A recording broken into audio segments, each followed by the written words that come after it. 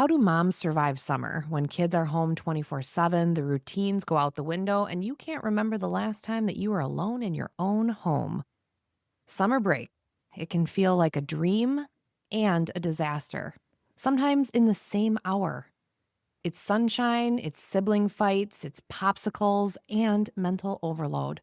And let's be honest, midlife motherhood during summer, it just hits different. Welcome to this episode of Motherhood and the Messy Middle, where we're talking about how to survive and maybe even enjoy summer as a mom without losing your sanity or yourself in the process.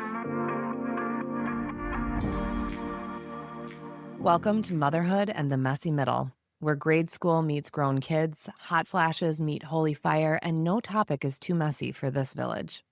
I'm Robin, one half of the voice behind this podcast. Nicole and I are two moms who slid into each other's DMs and built a virtual village where we are inviting you into our honest, healing, and often hilarious conversations that help you feel not so alone in the beautiful chaos of motherhood and midlife. We talk about what it really means to mother, to grow, to fall apart, and rebuild, spiritually, emotionally, hormonally, and sometimes all before breakfast. So whether you're in the thick of motherhood, facing perimenopause, praying hard, or just tired of pretending you're fine, this space is for you. Let's dive in. Well, happy summer sizzle, Nicole. How you doing? Happy summer. We're kicking it off. It's going well. We're a couple weeks in. How are you surviving? I mean, I think I'm not even 2 weeks in. And That's right. We started much earlier than yes. you did. We were out before May, the end of May. Yeah. So And I guess for us, it's probably been about a month. this was a very late one for my daughter's school district. It was actually one of the latest. Yeah, she got done June 10th. When did you guys start back? Well, it was a later start. We always start the day after Labor Day, and Labor Day was really late last year. Yeah. What about you? When do you start school again? We start in August. We start like early August. I think the second week in August. Well, even though we're only, less than 2 weeks in for us, it has felt like so much summer. In fact, my husband was reminding my daughter to be really grateful because we have just done multiple excursions. She's had her first sleepover. We even traveled for out of town. Last weekend, we're actually going on a family vacation next weekend. My daughter has a summer birthday. It's just, it's a lot. It's a lot. It's a lot. And I do not do well in the summer. It's an unpopular opinion. Why don't you do well in the summer? Well, I didn't really know why until I could nail it down recently. So I was a teacher for 13 years and an administrator. And so I had summers off. There was actually 2 years that I was at a year-long school, a year-round school. So we only had the month of August off and a week at 4th of July, and we'd have period. I loved that as a teacher. I loved it. The reason I don't do well in summer, even when I was a teacher, is because I need routines. Right. The structure. And as I have gotten wiser about myself, I have complex PTSD, and that shows up as symptoms of ADHD and autism symptoms too. And what helps both of those areas is structure, rituals and routines. And even in my professional life in public education, that's what I was creating was rituals and routines within classroom. Like I was given a bell schedule and I would just work around it.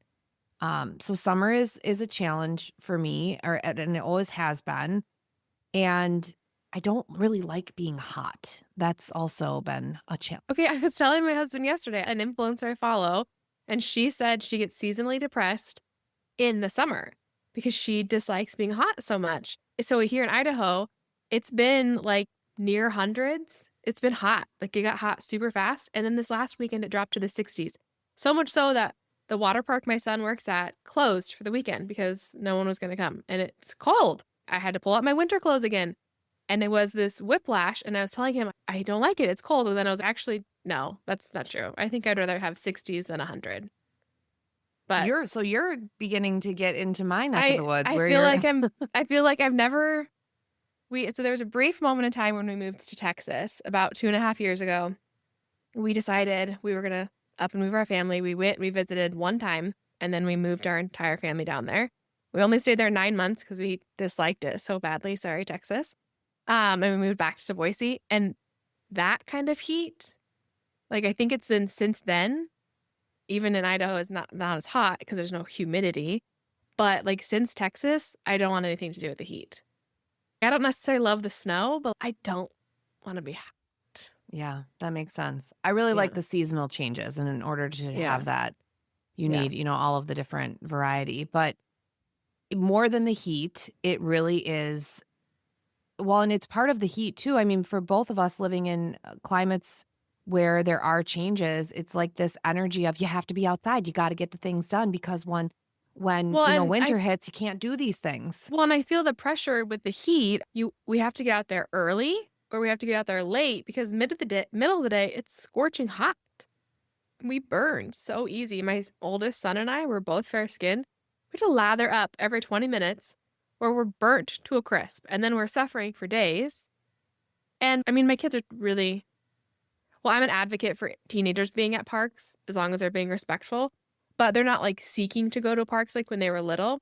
But even that, like the equipment's too hot for them to go Oh, play yeah. on Mm. because it's getting scorched in the sun. So I feel like my whole day is structured around the pressure of feeling like we have to get outside and we have to do something. But then if I don't have a plan, then we don't because it's too hot. And so then we're just inside. So that would be my question to you. And, I try to create structure, and my life has looked different at different times. But right now, as being a business owner, one of the reasons that I've even built a business is to be able to have the flexibility so that Right. I can pour into my daughter. And there have been times when I've been just, not just, but a straight up stay at home mom. And so I Right. was creating that. I feel more pull now trying to create a schedule than even if it was a set schedule, because Mm-hmm. if it was a set schedule, my daughter, I know what camps I would send her to, and they Mm-hmm. wouldn't be ones that would only be from 9 to noon. Let me tell you, they would Why do be they do I that? don't know. I do not know, and you could have to pay $1 billion for them, and you What have to book exactly? them in January when I'm still Right. dealing with decompression from the Christmas And they're, time. like, It's just probably 30 wild. minutes away, so round trip, Yep. it's gonna take you, like, 2 hours to go there, drop her off, come back home, go there, pick her up, come back home. The kicker was last week, she was in this choir camp, and they were like, "Oh, and by the way, on Friday, the camp is only from 9 to noon, 4 days this week, but on Friday, you get to come to an informant." Now, I love my Oh, daughter and I love watching her perform, but I do not need to see this Could you tape it for me and, like, package it? I don't know. Does she even need to do that? We're going to a Major League Baseball game where she's singing the national anthem. okay, that's Isn't kinda that cool. enough? Yeah, That's kinda it cool. is cool. And all of these things are really awesome and amazing, and don't get me wrong, I'm not trying to I'm very aware of my privilege and where I'm at with all of that and the ability to be able to navigate all of these things, but it is It also just so comes back to the point that we've talked to stimulating. before that, like, how do people have jobs? Like, how are we supposed to have jobs? And it's at the camps. So my husband and I used to work from home. And so those camps were great because when we're working from home. So it does allow flexibility, but also I'm not taking them out and entertaining them. Like they have to entertain themselves in the house in a quiet manner, which is kind of a lot of pressure when you have 3 boys. So signing them up for the camps is great because it gets them out of the house for a portion of the day. But then also like the time frame of it. I've already started my job by 9 a.m. Is it enough time to go pick them up at lunch? Like, I just gotta go pick them up really quick and then come right back home. It's just interesting how and I that was as a remote worker. I can't imagine. I don't know how people do it when they're in offices. If you clock in at 8 o'clock, how do you get your kid to camp at 9?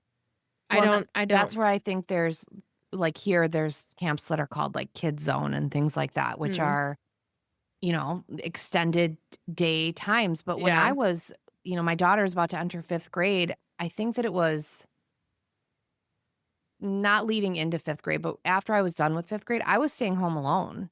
And I Yeah. did it was not healthy for me, let me tell you. It was You're right. Yeah. I not a remember. great thing.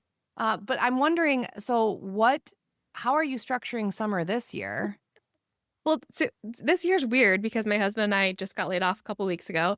So we have no school and we have no jobs, which is also in one sense when we got laid off. We got laid off on June 3rd. Our kids had been out of school for 2 weeks. Okay, this is kind of perfect. At least it's not Christmas time. We can enjoy the summer, but it does feel a little bit weird. Like going in, starting the week on Sunday feels a little weird because there's nothing, like, we're like, there's nothing on the calendar. So this summer has been a little bit odd. We're kind of structuring our days around my oldest has 2 jobs. So Oh my we're gosh. kind of I know. It's a running joke in the household that he has the most jobs of everybody because my parents are retired. So of our 2 households, like our 16-year-old is the only one actively clocking into a job. This is my job right now, this podcast and coaching and all the things, but like clocking into work, he's the only one. So we're kind of structuring our days around that, and we're trying not to slip into the slumps of feeling a little bit bummed that we have no jobs. So we structure a lot. It's also different because our boys are at that 16, 13, and 11 age. So yesterday, my 16-year-old didn't get up till noon. And I'm the type of parent who I allow him to sleep until noon because he gets up and gets his responsibilities done. He's holding his job. He's responsible. He gets his things done around the house. So I don't mind letting him sleep in because I trust that if I needed him to get up, he would get up, number one. And number two, he's getting his stuff done. So let him be 16 and sleep in till noon. That's my stance. I love that. And I need more of that in my life because part of where I struggle is needing to have that structure. So then I create these expectations in my mind. We've talked about like when things aren't meeting your expectations. I've not made my own expectations where I'm like, and this summer we're going to learn these things and we're going to go to the library and we're not doing bucket lists anymore. That is not a thing in our household. I do plan, the handful of camps that she's going to do, and I always volunteer for this Girl Scout camp with her. So that's now an annual tradition and activity that we do. But as far as reading and doing some extra practice, that is really important to me with her. And I just really enjoy math because I used to be a math teacher. So I'm fitting little things in, but I'm not saying like every day she has to do this page and I don't do that or either this because concept. I just end up getting frustrated. So I stopped doing that a couple years ago. I think for me personally, the hardest thing I have about summer is that we aren't a family that travels. And so I do get a little bit of FOMO seeing everybody else travel in the summer because we just aren't a family that does that. And so I feel a little bit like, oh, we have to fill it with these things so that I don't feel as bad that we're not traveling. But over the last couple years, I feel like I've shifted to like, whatever. They're together. Yeah, they're probably watching more screens than I would. But at the time, we were working full time. So it was there's got to be a give and pull of like, I need them to kind of be quiet. We're working in the house. But yeah, I gave up on the bucket list. I gave up on the reading. We are working on, with our youngest, his handwriting. And like, I am encouraging reading, but also I'm not saying we're going to go to the library. We're going to pick up books. And I'm just I'm letting go. I think that's happening the older they get too. And with just, I don't know if it's a boy thing or what, but we do have, I will say my mother-in-law, this is like the best, somebody write this down. I don't know. Okay. Take notes. I'm for when taking your notes. kids. Yep. I love doing that. Okay. I got My you. mother-in-law for Christmas, the last couple of years has got our family season passes to the local water park. And it's the best gift because it keeps on giving and we get to use it all summer long. Yeah. And when we have the season passes, we don't feel the pressure of going and staying all day long. So we show up, we stay for a couple hours, we go home. We don't get food or anything there typically because we're only there for an hour or two and then we go home. It's fantastic. So we do add that into our schedule. It's something we consistently do. But otherwise, everything else we do is just kind of, what do we need to get outside today? What are we going to do? Are we going to go to the river? Are we going to go to Roaring Springs? What are we looking at? When you're saying that, what I hear you saying is you have this list, and it might just be, a mental list, but that everyone knows these are the things that we enjoy doing together, and that Sure. There's also some structure there around, we know that we need to like move our body and get outside or whatever else it might be. Okay, that's fair. I think it was when we were talking about mental health, it really struck me when you were saying, with your children, making sure, not necessarily with your oldest who is showing a lot of responsibility in other ways, and teenagers, they can sleep and they need that. Right. But when you are seeing mental health challenges, which is part of the reason I've struggled in the summer, of Yeah. we need to get up at this time. We need to take a shower. We need to do these things because it can spiral for me if Yeah. I little things are part of what have made me feel like a full human being again. Mhm. Like making sure that I shower every day. I make my bed most days because it's like a little ritual and routine that's showing like, okay, and now it looks nice. I like the visual Mhm. and it'll be harder to get back in if I wanted to Right. later. JP But got up this morning and he came out of his room dressed and I was like, "Oh, like, good morning. oh You're yeah. already dressed?" And I was like, "How come you're already dressed?" I don't know, thinking maybe he had I don't know, something happened.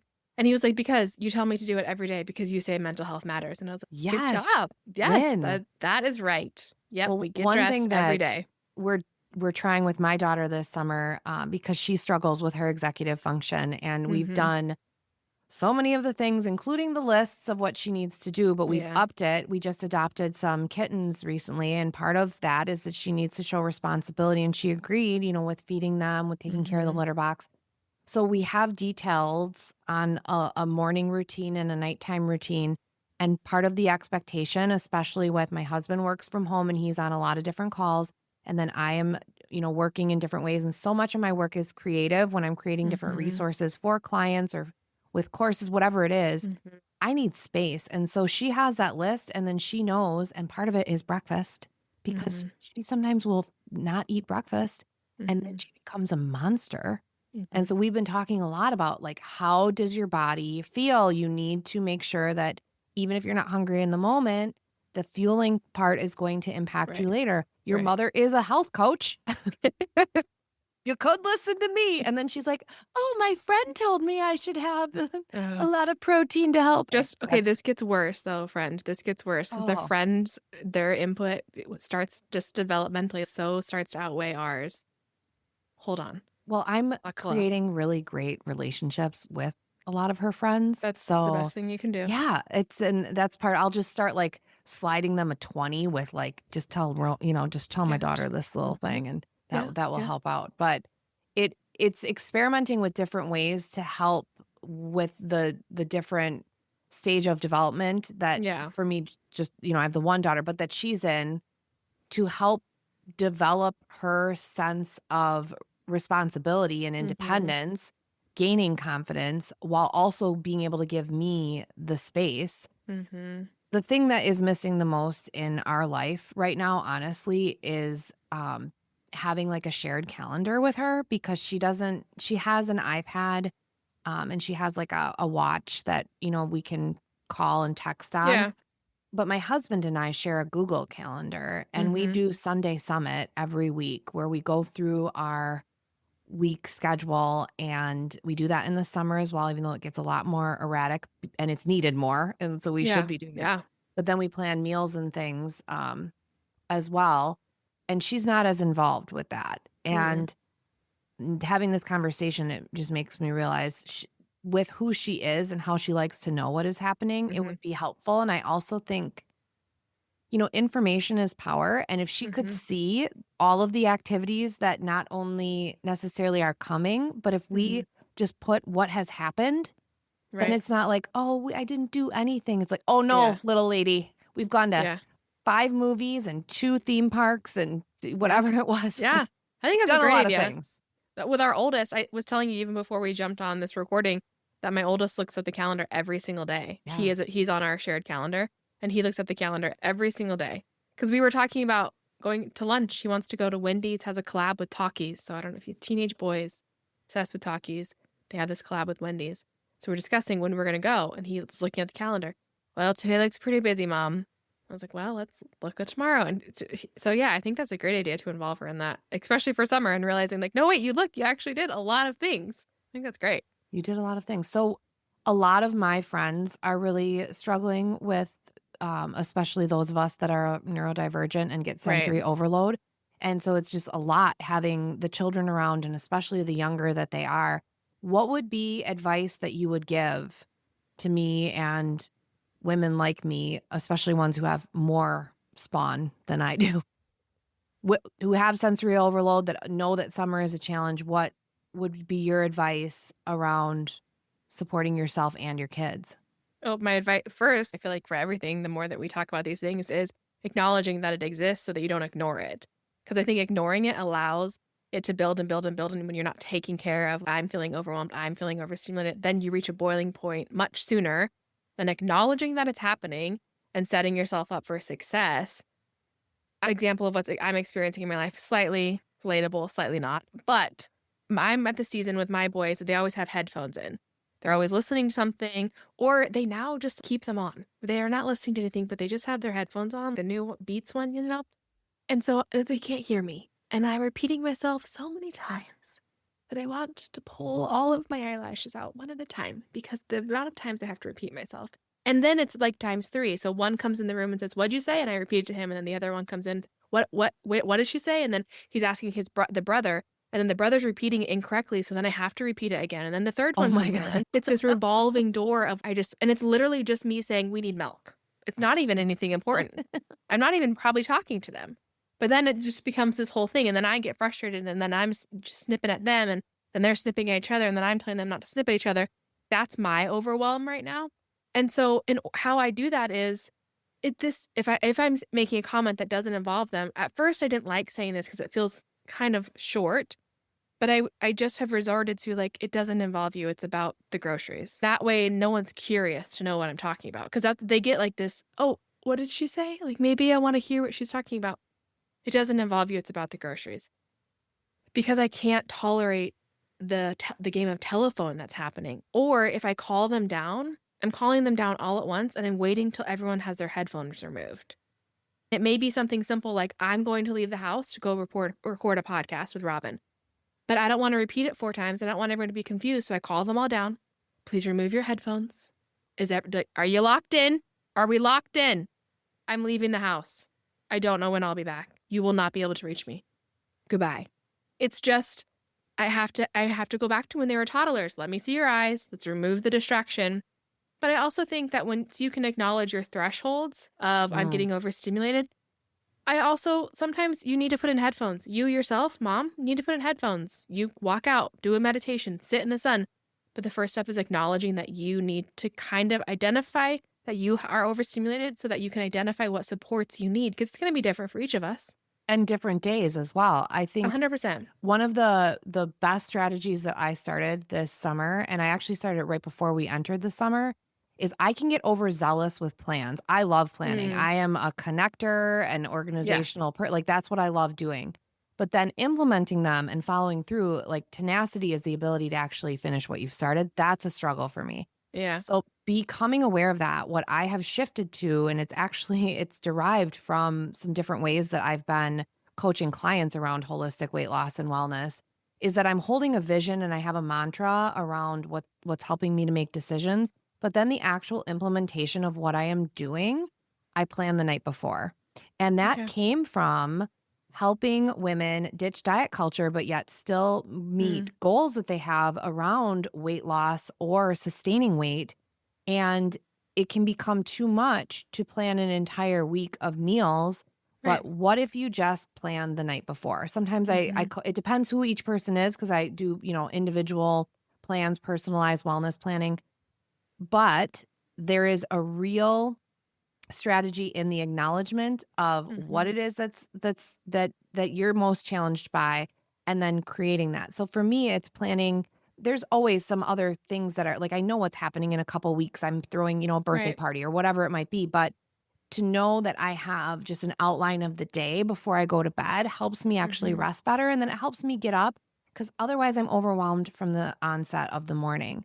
Now, Mhm. I have friends who are doing it a little different. Like they are making kind of a themed thing each week. So, again, everyone, write this down. Tell your family members, get you experiences for gifts, which mean Mhm. memberships that Right. keep on giving. And Yes. so they have a membership to the zoo and a membership to the Mhm. science museum. And so they Mhm. know, and it's the same type of thing, even if they need the structure of each day. This is the type of thing I'm doing. Mhm. Some of us, it's just like you knowing that those are the things that we can pull from. But Mhm. whatever it is, you're not alone. And even when we have success in finding a smoother rhythm or even just like a higher threshold of tolerance, Mhm. it's okay that we all have a little bit of this. I opened up with the summer sizzle. Like Yeah. There's going to be some sizzle. The gift and the challenge is to have it really shine in the light of I'm really going for some like metaphors here. Yeah. Shine in the It's light working. of like the moments of joy and those experiences, and not allow the sizzle to completely burn you out.